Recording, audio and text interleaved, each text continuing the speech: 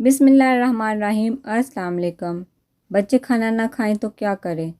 بچہ اگر کھانا نہیں کھاتا تو دودھ کی مقدار تھوڑی کم کر دے۔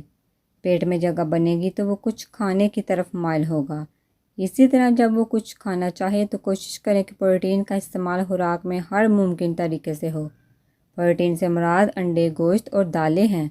اگر روٹی کھانے پر آمادہ نہیں ہے تو اسے کوئی پھل کاٹ دیں، کوئی سبزی مثلاً گاجر، مولی، کھیرا، ٹماٹر پکڑا دیں۔